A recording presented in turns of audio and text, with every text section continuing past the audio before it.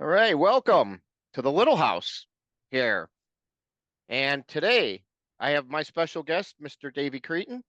Welcome. Hello, Joseph. Thank you for having me on again.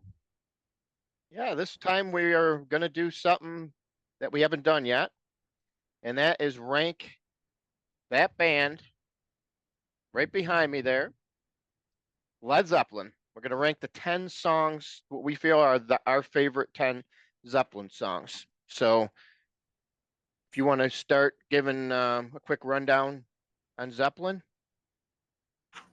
Led Zeppelin were a quartet for their whole career, basically from 1968, starting in England. And unfortunately, they gave it up in 1980 when John Bonham sadly passed away.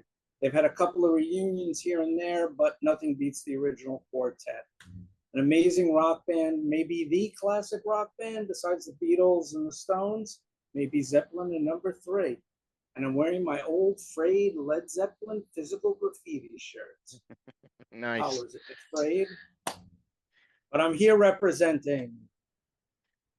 All right. So these guys, like you said, they've written a lot of quintessential songs. It's amazing the catalog these guys made in such a short period of time, and yet they had a lot of downtime in between some albums too because of things that were out of their control, which all weren't good at all. Obviously, they've had their share of tragedies, um, but they always seem to kind of rebound from that and persevere. And they always seem to come up. I mean, there's not one Led Zeppelin album that is just okay.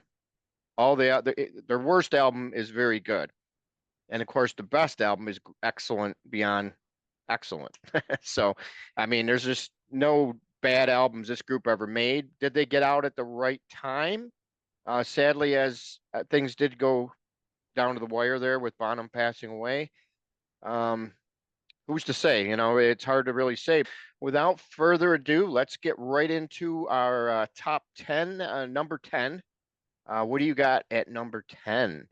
10. Number 10 for me is I would say, the quintessential Led Zeppelin song.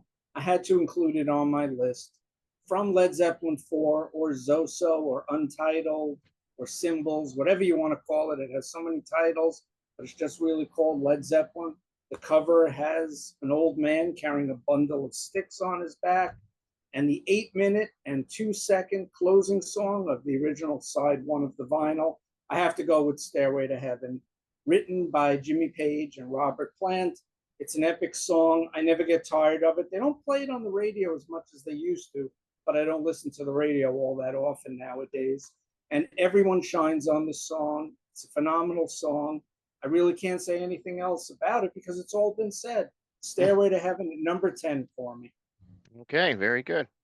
All right, so for me, I am going to go with a classic Zeppelin song at number 10. And it comes from the Houses of the Holy album. And that is going to be none other than Over the Hills and Far Away. Great song when they perform it live. They performed it live many times throughout their career.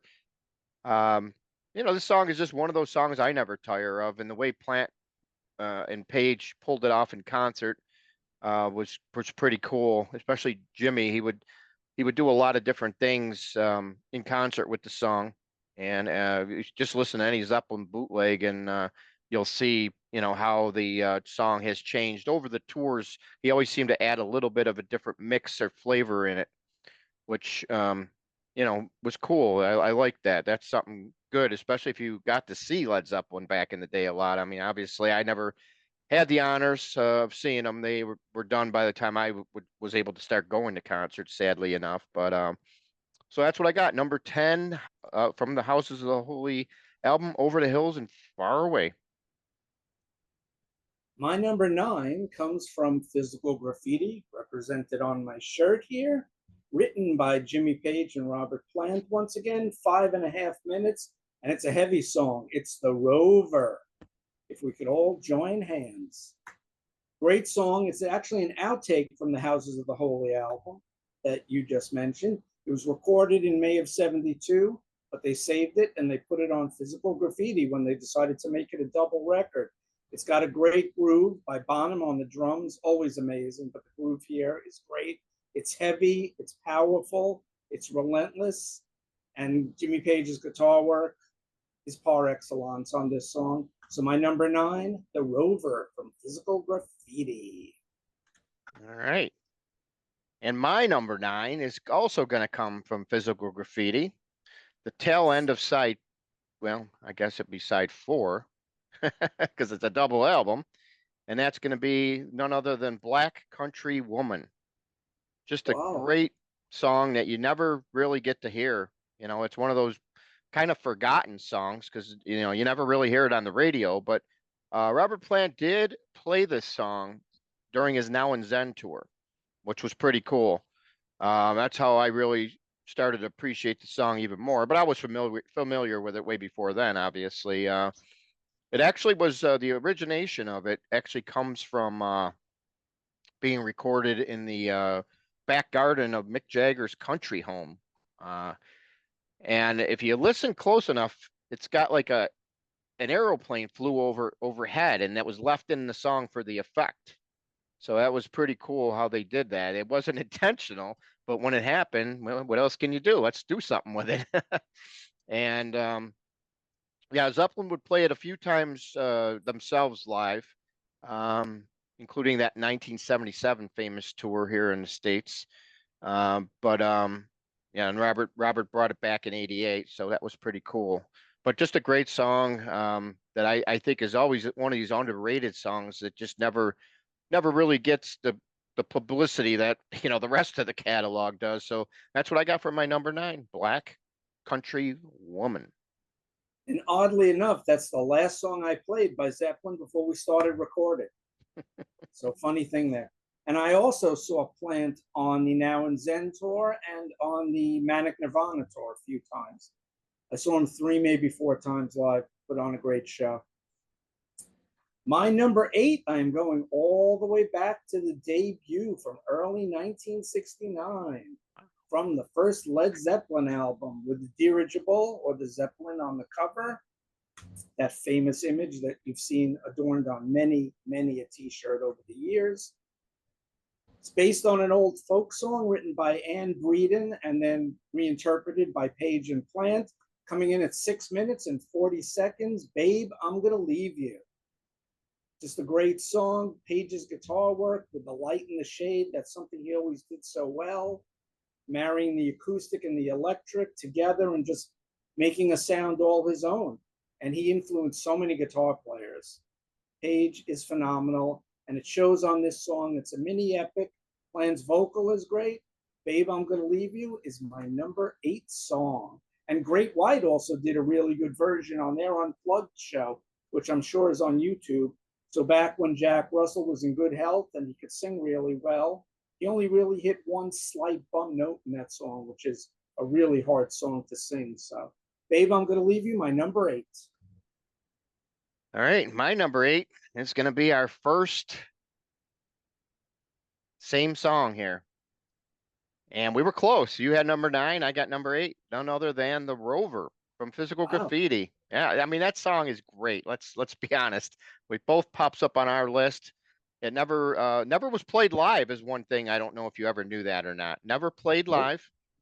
And it actually was first rehearsed back during the Zeppelin 3 days. But then they kind of, like you said, but it was rehearsed as an acoustic number. Some people say there was a recorded version out there somewhere, but I don't think they have it anywhere. But they did definitely do it in rehearsals, so we know that much for sure.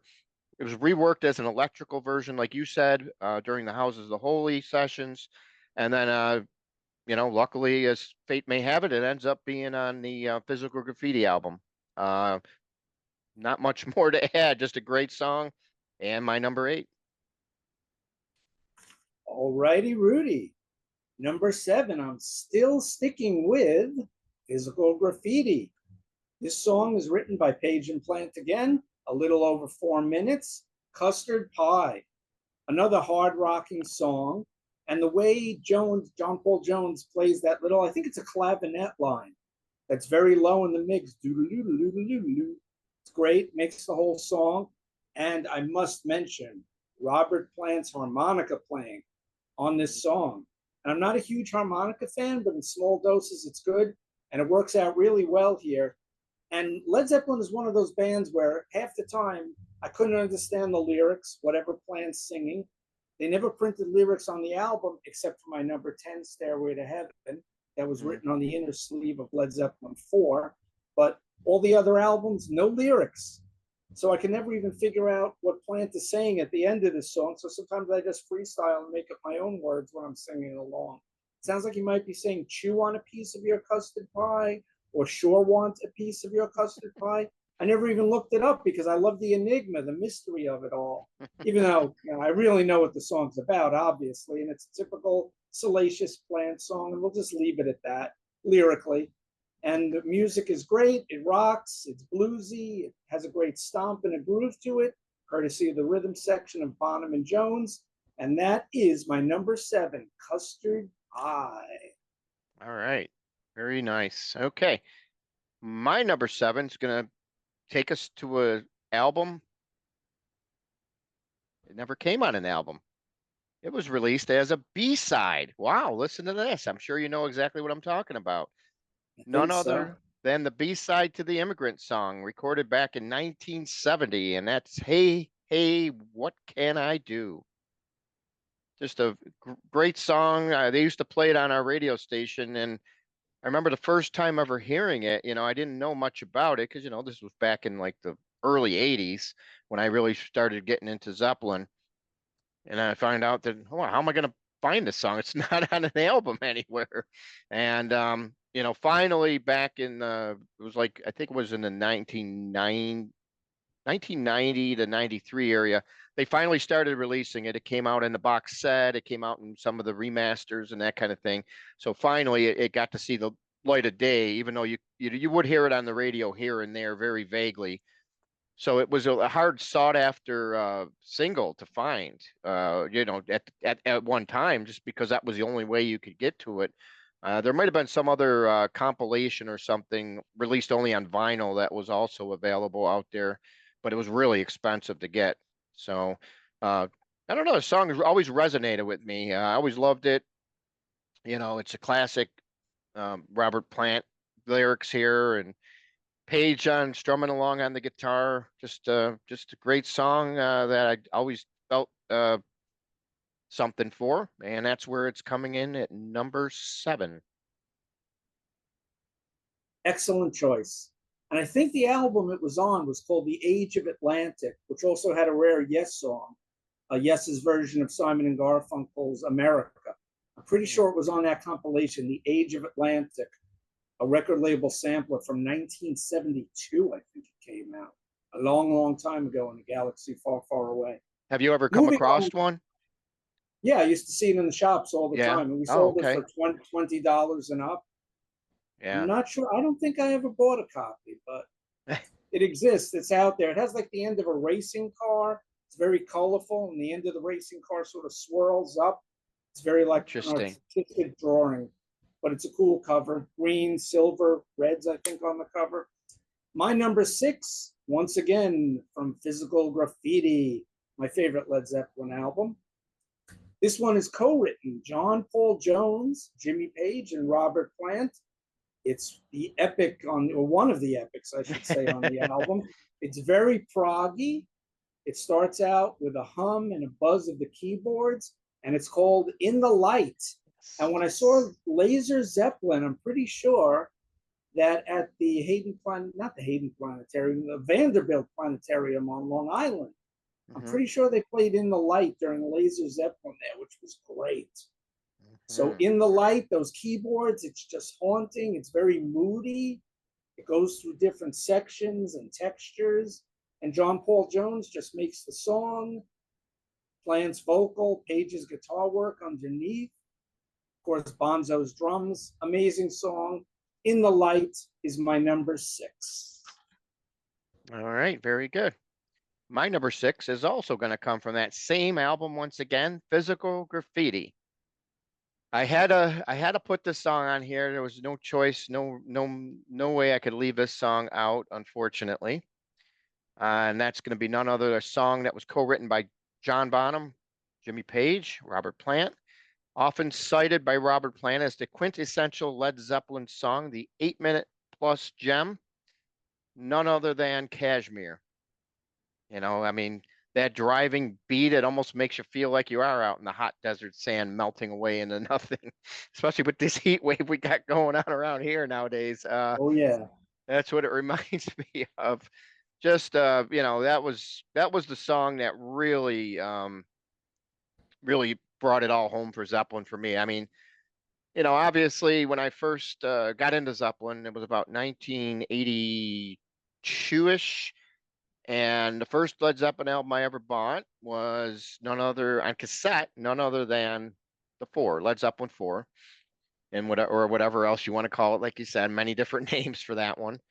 And I bought that one, and oddly enough, Aerosmith's Greatest Hits on the same exact day at the same exact time. What a start to a CD or a cassette collection, because that was back in the day when cassettes were out. So man, and that's why it stuck out to me, because I got these two great albums, and that's pretty much got me to where I am today. They have just that those two albums were the ones that laid the foundation for the type of music that I've always really really enjoyed here. And it's just interesting that, like you said before, about how these albums are just great, and as far as the Kashmir is concerned, it's definitely it's a song that they've played almost every single concert ever since it came out.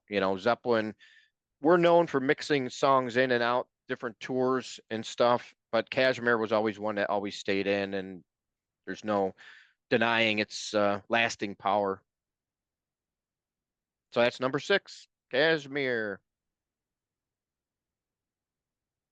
And just think, Godzilla and Puff Daddy or P. Diddy or Sean Combs, whatever you want to call him. Even he knew about the song and the greatness of it. Excellent choice. And that's a perennial favorite of most Zeppelin fans. Might be a tad overplayed, but it's an Yep. amazing song nonetheless. My number 5, I'm going to a different album here from 1976, Hmm. Presence, from the Presence album with the obelisk or the object on the cover. 6.5 minutes, written by Page and Plant, the great bluesy heavy rock number, Nobody's Fault But Mine. And this song, just Page's guitar, the way he layers his guitars in the studios, and whatever flanger or phased effects he uses on the guitar at the beginning, and then Plant wailing along with the guitar. Amazing stuff. And oddly enough, I realized as I'm compiling my list, this song has another harmonica solo by Robert Plant. So I was kind of surprised by that. Mm. But I've always loved this song. It's always been a top tier Zeppelin song for me. Just the movements it goes through, the changes, and Bonzo's drums on it. His drums always come through in the mix on every Zeppelin song. And there's no denying the power of it here in that groove and the riff, just the way everything gels together. Nobody's Fault But Mine is my number 5. All right. Yeah, that one I didn't expect on your list. We'll see what else transpires here for you. But all right, so my number 5 is going to be another one you mentioned. So we're up to 2 now, and that's going to be the carefully constructed arrangement and use of several dynamics with the grand climax. No, the song, you cannot deny the power of this song, especially the ending, no matter how many times one hears it. None other than Stairway to Heaven. I mean, like you said, it's definitely it's overplayed here. We have a radio station that for some reason likes to play it once a day, every day. But luckily I don't listen to the radio much every day. But I swear it seems like whenever I do, it's on. I swear. I just happen to catch it at that time of the day, whether they play it in the morning that day or the night that day, whatever they play it, it's I hear it. Seems like. But I mean, man, that song is really solidified the band and put them, really on the map. You can only imagine if they were able to release that song as a single in some way, shape, or form, but it was so long, it was really hard for them to do. And there was a lot of other politics involved as well, why they never did. Um, Yeah, but you can't really cut out a moment of that song to chop it down. There's edited versions of so many good songs out there that you go, okay, but you couldn't really do justice to Stairway by editing it. There's just no doubt about that. And that's one of the reasons why it was never even thought of, because it would just be too hard of a job. Even with the Andy Johns, the great late Andy Johns, they're trying to mix it or record it. He did a amazing job with Zeppelin throughout their career, the albums that he's worked on. And this is no doubt the pinnacle for him, this song right here, which he really shone on for sure. So number 5, Stairway to Heaven. All right. My number 4 comes in from the Houses of the Holy album. Another Jimmy Page, Robert Plant composition, 7 minutes, 39 seconds long. And it's the beautiful The Rain song. Love this song. Always thought it was great. John Paul Jones's keyboard work on here. It's haunting. It's elegant. Once again, it's moody. It's beautiful. His use of mellotron and just the sounds that he constructs on it. And it has that epic feel. And it's another mini masterpiece. I love the Rain song, and it is my number 4. Yeah, no doubt. That's a great song for sure. Um, all right, so I'm gonna take you guys on a trip all the way on the other side of the country. We are gonna go to California. Going to California, my number 4. A song that they say was inspired by Joni Mitchell. A brilliant melody, one of Robert Plant's best.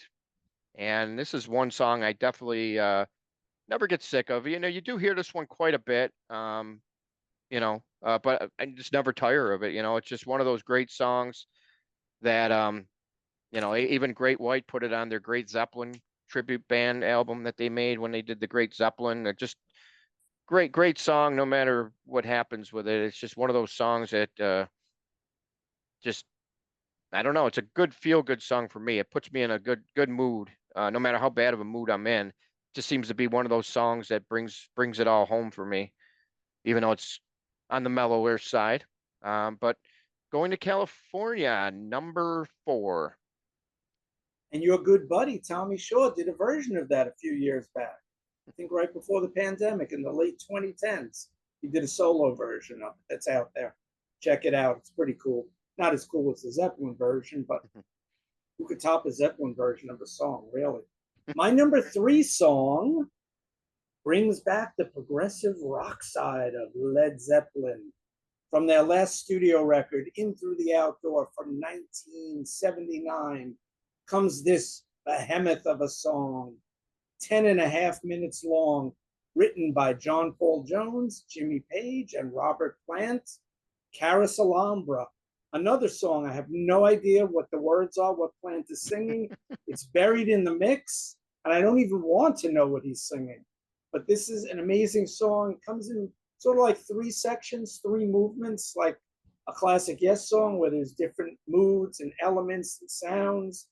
And John Paul Jones is always front and center on the keyboards.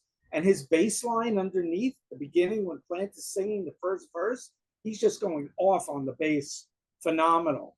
The guy is such a player. He writes, he arranges, he worked with Heart, he worked with REM, he's worked with even an eccentric artist like Diamanda Gallis. So John Paul Jones is hugely respected. He was a session guy before he started with Zeppelin. And he just brings so much subtle mood shifts and changes to a lot of the Zeppelin songs that I love. So he just makes this song on the bass and on the keyboards, and Page's guitar work underneath, even though he was a little out of it at the time, perhaps, still really good and interesting. And Bonham on the drums, what can you say? Bringing the rock god thunder. So my number 3 from In Through the Outdoor, the 10 and a half minute epic Carouselambra. Yeah, as soon as you said 10 and a half minutes, I knew right where you were going with it. Nice. All right. So my number 3 is taking us back to Houses of the Holy once again. We're going to bring back the Rain song. Just like the very reasons that you mentioned. A great song written by Page and Plant. It's one of those true epics. It's probably the highlight of the album for me by a mile. I mean, there's a few other good songs I like on it, but I think the Rain song really stands out more than any song on that album to me. Um, I just love it, and just can't say much more. They're just like you said. There's some songs. There's been so much said about. What else can you really say about it? You said of most of everything that I agreed with. But I was hoping I would have it like the same number so we can just continue on the talk about it. But unfortunately, we were off just by a smidge there. Where did you have it again? Number 4. Okay, yeah, so it was one off, yeah. So mine's number 3. All right, we got 2 to go. Will we cross paths once again on anything? Let's find out. I think we might with this next one. This was one of the 2 I originally thought that we might have in common, and we already have 3 in common, much to my surprise. I'm sticking on their last studio record from '79, In Through the Outdoor, song written by John Paul Jones and Robert Plant. And this song is achingly beautiful. It's an amazing song. It's a tribute. After Robert Plant lost his son when he was on tour in America, he found out his son was sick. And unfortunately, his 5 or 6-year-old son, Carrick, ended up passing away. And to lose a child must be the hardest thing that any human has to go through. And I can't even begin to imagine what his family and what he went through after this time. And just, it's something that they'll never forget, sadly. It's a beautiful song. It's called All My Love. It's a little under 6 minutes. Tribute to Carrick Plant. And that keyboard solo that John Paul Jones plays, that little synth solo in the middle, I always wanted it to be longer. It's so short, but it's haunting. It's achingly beautiful. I keep repeating myself. I just love this song. All My Love. It's just from start to finish. It's elegant and it's just up there, the cream of the crop in the Zeppelin catalog. It's my number 2, All My Love. All right, very good. Yeah. Yeah, I mean, that was one of those songs that definitely would have made my top 20. This was a tough one because initially we were going to do the top 15. So I actually had 20 songs all lined up. But once we decided, to pare it down a little bit for time constraints and probably to more focus more on the songs that were really, really good too, it helps make it a little bit better. All right, so you're number 2. My number 2 is definitely one that you'll be surprised by probably, and that's going to go all the way back to Led Zeppelin 3, 1970. And that's The Way. Just a gorgeous, gorgeous song. Acoustic number. Never really got much airplay around here, which is probably why I like it even more because the less airplay, the more I enjoy it better. It wasn't ruined for me, but yeah, what can you say about That's the Way? That's just one of these songs that I've really grown to love even more over the years. They started playing it live pretty much when Zeppelin 3 came out, up to about 72. Took a little bit of a break, and they brought it back in 75 for the Earl's Court shows, which were pretty famous with Zeppelin. It was actually a unique song. It was written in Wales after a long walk between Page and Plant. They came down, sat down with some guitars, and came up with this gem. I mean, That's the Way, all about an innocent love, and Robert always got in those moments every now and then, with that type of a song. There's a couple other ones out there that are, kind of in the same vague familiarity there. I don't know what your take is, but I just love this song, so that's where it's at number 2. Yeah, it's a great song. It's up there with Tangerine from that record for the acoustic side of things. Yep. That's an excellent song and a surprising choice. I didn't expect to hear that. Wow. It was on my larger list with Tangerine and Friends. Those are probably my 3 favorites from Zeppelin 3. Immigrant Song is great too, but it's very overplayed because it's brevity. Yeah. Okay, my number 1 song coming in again from my favorite Zeppelin album on the shirt, Physical Graffiti, written by Page and Plant, 6 minutes and 55 seconds long. It's always been my favorite Zeppelin song. 10 Years Gone.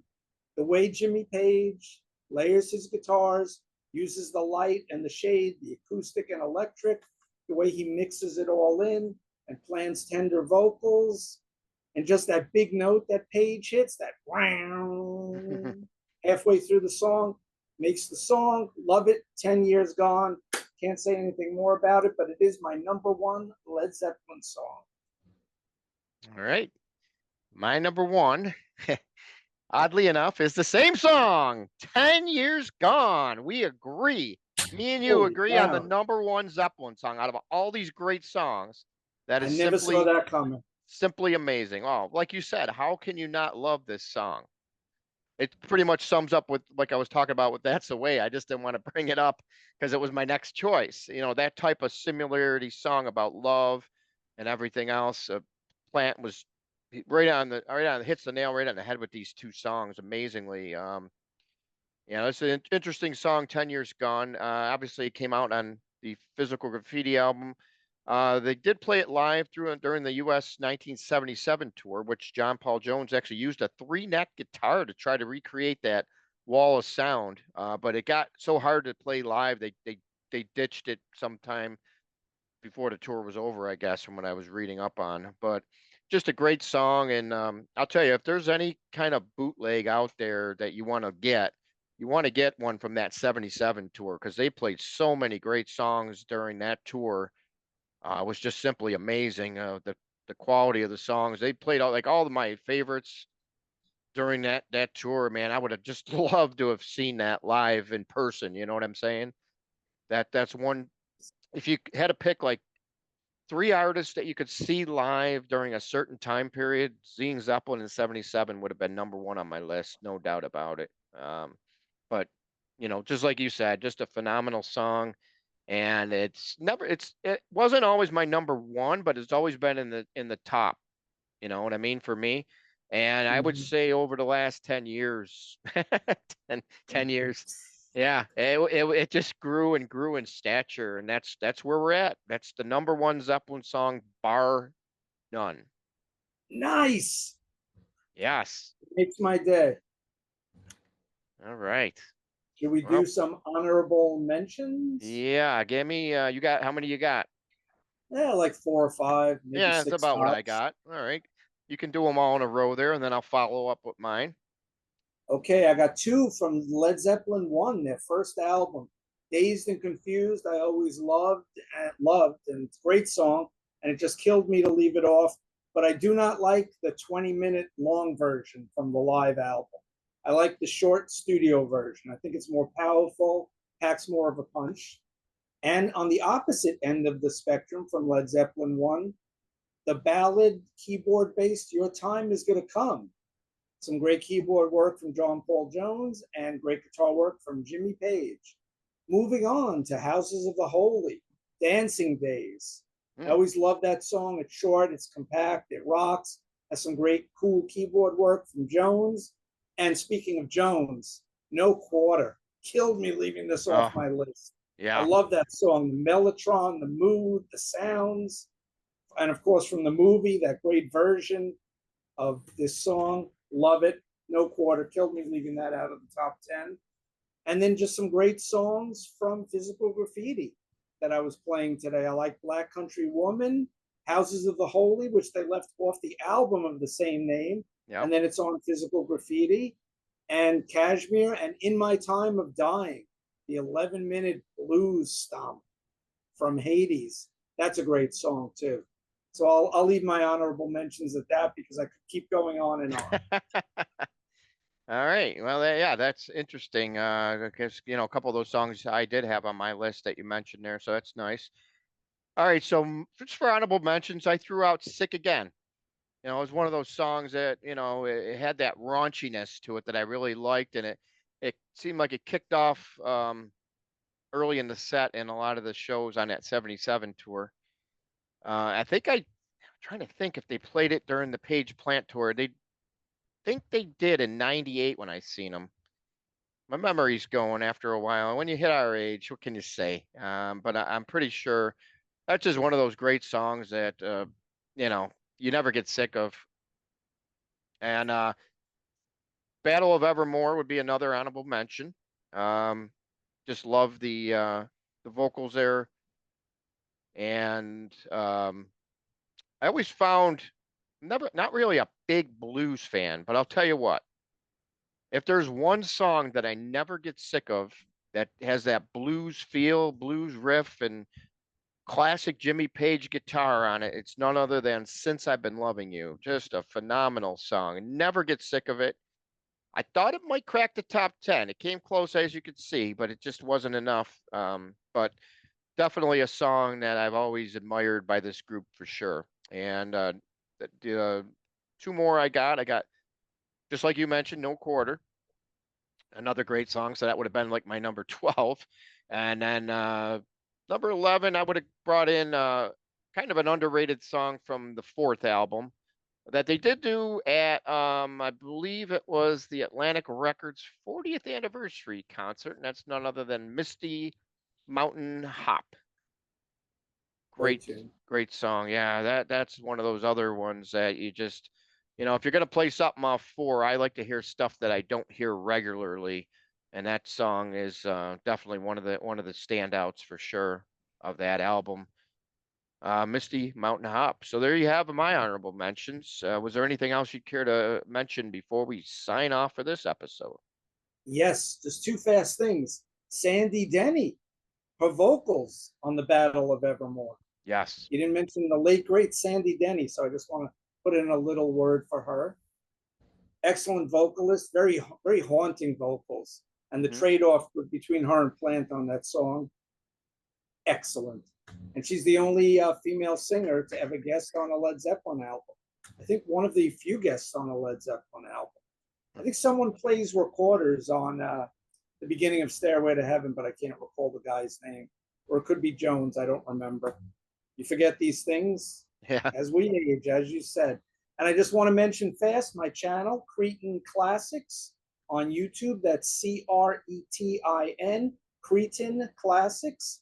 I got a couple of rants I put up recently on the parallels between Yes and Styx and what happened to their leading lights, their singers.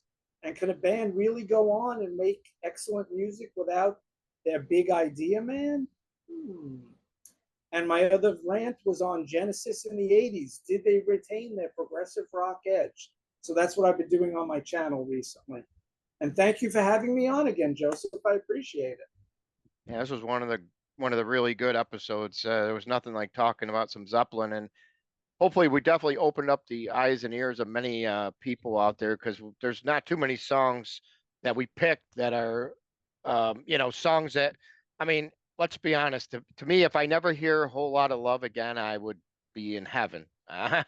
Everybody thinks that song is so great. I'm not sure, I almost feel like we should do an episode on songs that aren't as good as people think they are. Maybe that's definitely one of them. I just never really got into that song.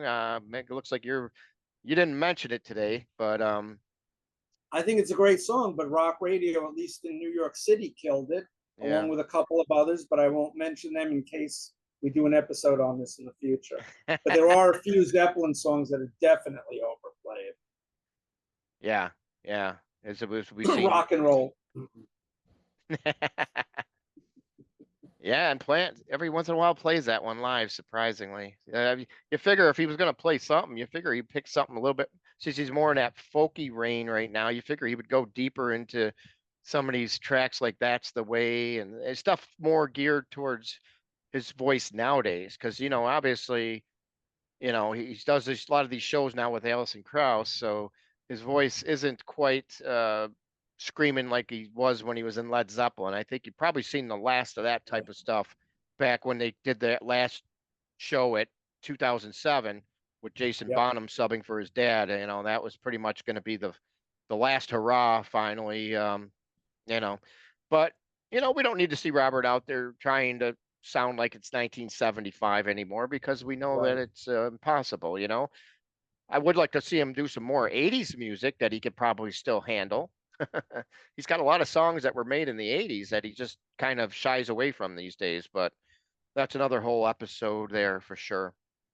All right. Thank you very much for coming on and helping me sort out these Led Zeppelin top 10 here. I appreciate it. It was definitely a lot of fun. Thanks for having me.